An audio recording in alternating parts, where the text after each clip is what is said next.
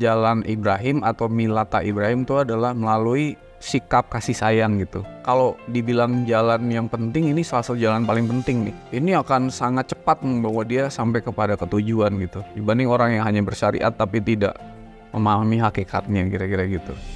Jalan kasih sayang, tauhid, kepasrahan ya, sama sacrifice, pengorbanan.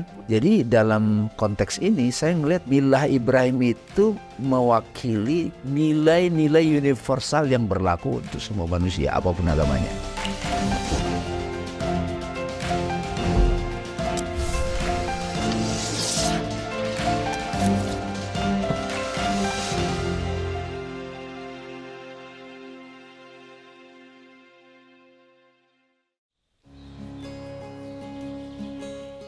Assalamualaikum, selamat datang di Tiga Fakir. Nggak tahu apa-apa, nggak bisa apa-apa, dan bukan siapa-siapa. Masih bersama saya Abu Sony. Oke, di perjalanan kita yang sangat banyak, perjalanan menuju Roma yang ternyata jalan itu tidak hanya satu. Dan semakin kita menyelami, semakin kita melihat esensi. Kita udah bahas mulai dari syariat, masuk ke tarekat, masuk ke sabil, wasilah. Dan mungkin ini saatnya kita menyelam lebih dalam lagi, karena ternyata ketika kita bicara ada sosok di situ, kita masuk ke dalam milah.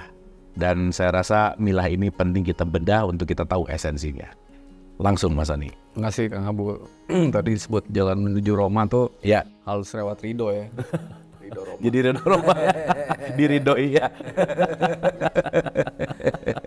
Jadi mengenai milah ini ya, jadi kalau kita lihat dari beberapa jalan, kita tuh diminta untuk mengikuti jalan Ibrahim, atau disebut sebagai milata Ibrahim, milah Ibrahim ya. Itu beberapa ayat Quran menyebutkan, misalnya di surat 16, 120 sampai 123, surat 4125, Ya. surat 2135, ada lagi mungkin yang kita sering baca di Iftitah itu, surat 6, 191 gitu ya. Jadi semua itu ikutilah agama orang tuamu Ibrahim. Di milah diterjemahkan sebagai agama, padahal itu jalan. Ya. Jalan ya. Jalan Ibrahim. Jalan Ibrahim itu artinya Ibrahim, suka saya sampaikan bahwa Ibrahim di sini bukan sebuah sosok. Tetapi hakikatnya Ibrahim adalah itu artinya aba, abu, ibu, artinya sumber, rahim itu kasih sayang. Berarti jalan Ibrahim atau milata Ibrahim itu adalah melalui sikap kasih sayang gitu.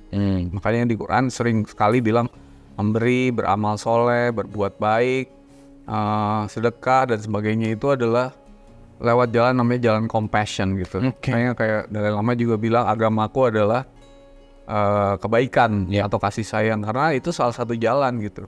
Begitu orang itu melakukan jalan compassion atau kasih sayang, maka dia akan mengundang energi sejenis, yaitu energi kasih sayang, yaitu Tuhan itu sendiri. Jadi instead of dia kembali ke Tuhan, tapi juga Tuhan tertarik ya lewat hukum tarik menarik itu, ketarik oleh dia, lalu kemudian dengan kasih sayangnya itulah Allah akan membimbing dia lebih dekat lagi dan akhirnya bisa sampai di tujuan gitu ya. Kalau dibilang jalan yang penting, ini salah satu jalan paling penting nih.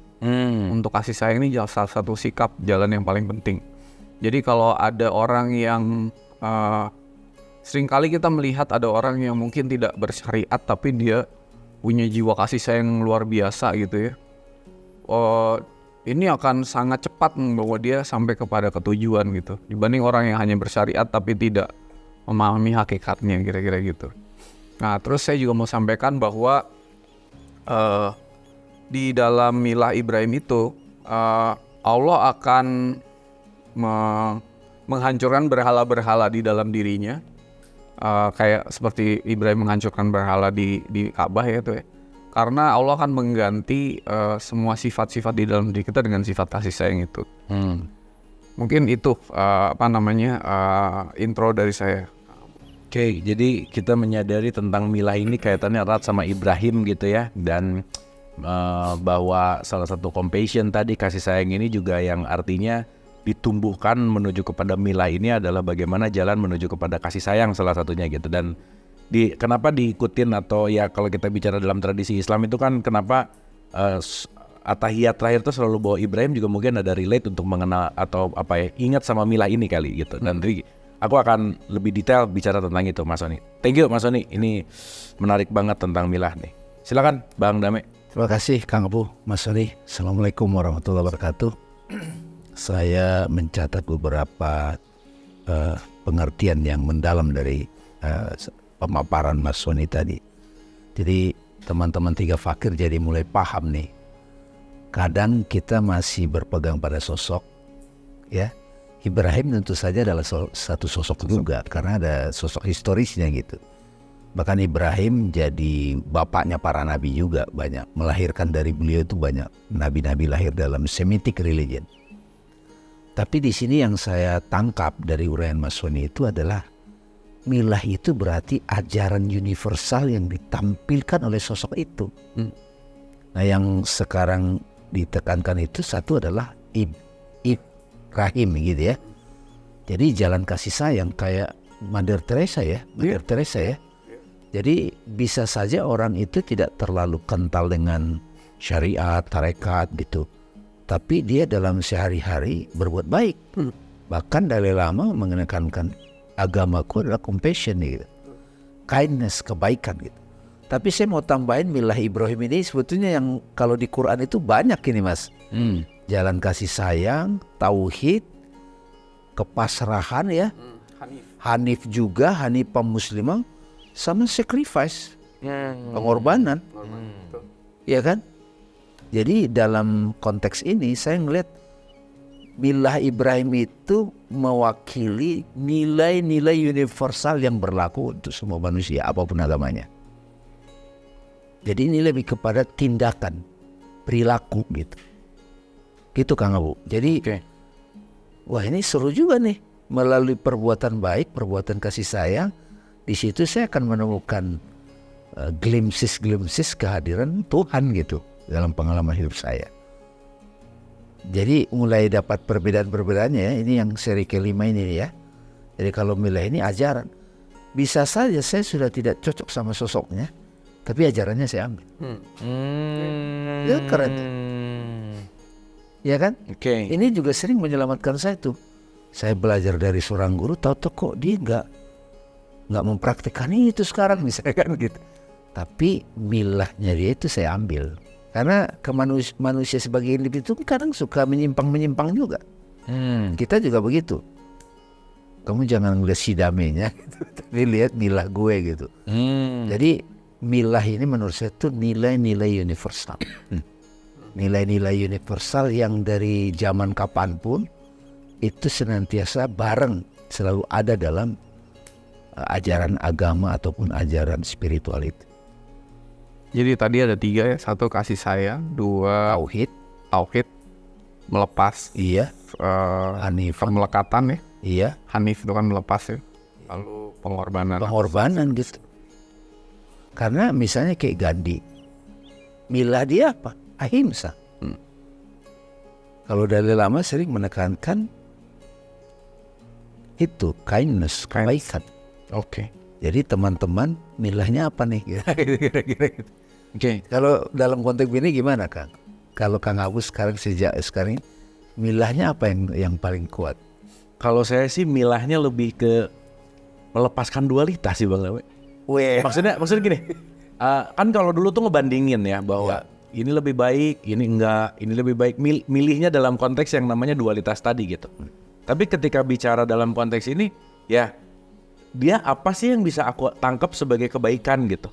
Aku dapat lagi. Maka aku setuju banget sama Bang Dame tadi berbicara dalam konteks yang namanya kalau tadi utusan dalam tanda petik kemarin kita bahas wasilah gitu. Sekarang nggak terjebak sama wasilahnya gitu. Terjebak pada sosok. Iya, nggak terjebak harus di sini gitu. Dan makin ngelihat bahwa ketika keterjebakan kepada wasilah, keterjebakan kepada sosoknya, ya akhirnya ya jadi kayak yang lama-lama lagi gitu Bang Dame. Sama aja gitu dengan konteks bahwa ketika let's say dari syariat naik ke tarekat, di syariat ribut antara kunut nggak kunut kelihatan. Tapi di tarekat gitu kalau kita bicara, ya akhirnya kelompok saya lebih baik dari kelompoknya kamu gitu misalnya. Dan kan makin tipis gitu ya. Nah, cuman kalau tadi Bang Dame bicara tentang milahnya yang saya terima sekarang adalah saya belajar tidak melekat kepada wasilahnya, tetapi tadi bisa mengambil apapun esensial yang dititipkan di siapapun yang datang untuk sebagai pelajaran sih. Jadi ini kan jadi kayak jalan keluar juga ketika si murid atau si salik atau si fakir yang sedang berjalan ini terlalu memuja sosok wasilah, tahu-tahu pusing dia, ya sudah, kamu milah Ibrahim. Jadi Ibrahim itu dia sosok historis. Tapi menurutku ini kan kita experience hikmah atau ilham yang didapat. Ini menurut saya milah Ibrahim ini mau menekankan kalian bisa temu kok milah itu. Iya. Ya, milah Ibrahim itu ada juga di Dalai Lama, ada juga di Rumi, ada di kita juga. Iya. Tapi khasnya dia apa? Makanya tadi saya tanya spontan. Sejak kita berjalan atau belajar, kalau ada orang yang terinspirasi dari Kang Abu, aku ngikut Kang Abu karena ininya nih, gua kena banget. Iya. Ini menarik ya. Dan Bang Damai maksudnya ini jadi salah satu pertanyaan besar bukan besar, banyak ya. Maaf banget ya, dan ini menarik sekali sih. Banyak ketika masuk ke dalam struktur yang namanya katakanlah entah itu perguruan atau tarekat gitu ya, takut meninggalkan gurunya karena takut kehilangan arah. Iya, itu banyak banget. Gitu. Kayak gini, aduh kalau aku kelepas dari sini, nanti siapa lagi yang akan memberikan aku petunjuk? Iya, betul. Gitu. Jadi seakan-akan arah tujuan tuh memang ada di sini gitu. Nah maksud saya salah satu pemahaman dan beruntungnya dapat memahamilah. Jadi ternyata ini akan banyak sekali jalan-jalan itu gitu. Iya. Gimana Mas Andi dulu deh? Gini ya. Tadi kan saya bilang bahwa di episode sebelumnya itu kan bahwa wasilah itu guru yang terbaik adalah guru yang akhirnya bisa melepas muridnya. Dan murid terbaik adalah murid yang akhirnya nggak tergantung lagi sama gurunya. Dia bisa menemukan, karena guru kesempurnaan adalah adanya di dalam diri masing-masing. Yaitulah utusan Tuhan yang paling dekat sama kita gitu ya.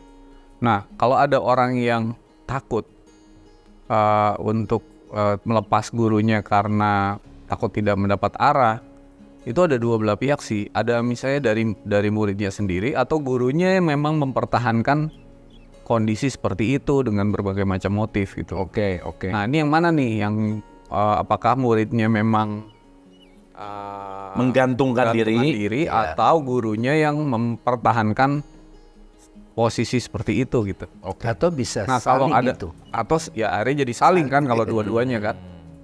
Nah, pertama kalau ada guru yang seperti itu sih seharusnya kita berdoa untuk energi frekuensinya bekerja sehingga kita bisa mendapatkan guru lain mungkin yang bisa membawa kita kepada diri kita yang sejati. Artinya berarti kan terjadi ketergantungan itu kan.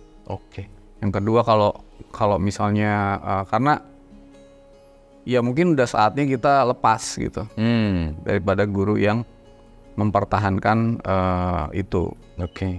Apalagi misalnya ada feodalisme dalam spiritual gitu ya. Jadi gurunya itu dinasti gitu. Dinasti. Jadi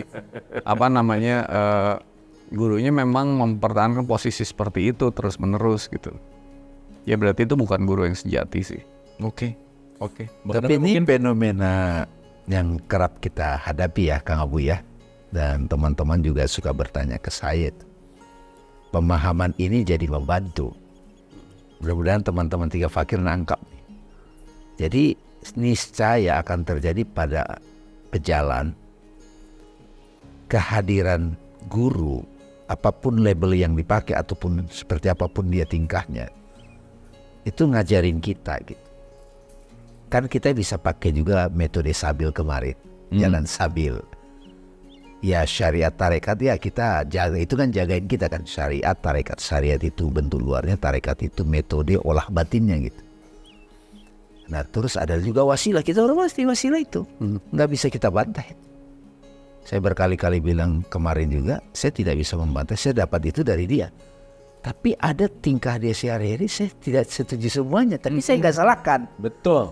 Tapi saya ambil milahnya dia. Itu maksud saya. Tapi memang guru utusan Tuhan tuh dibuat supaya tidak sempurna. Kalau sempurna dituhankan kan. Iya itu. Sehingga kita nggak bisa mendapatkan guru yang 100% sempurna gitu. Nah karena itulah bagi saya di dialog ini, pemahaman terhadap milah adalah juga jalan, itu menolong. Iya. Kan kalau kata Imam Ali kan, jangan lihat siapa yang berkata, lihat apa yang dia katakan. Katakan itu kan ajaran, milahnya dia apa, tindakan dia. Jadi kita bisa mendeteksi, oh tingkah laku dia yang ini aku masuk tuh, mempengaruhiku.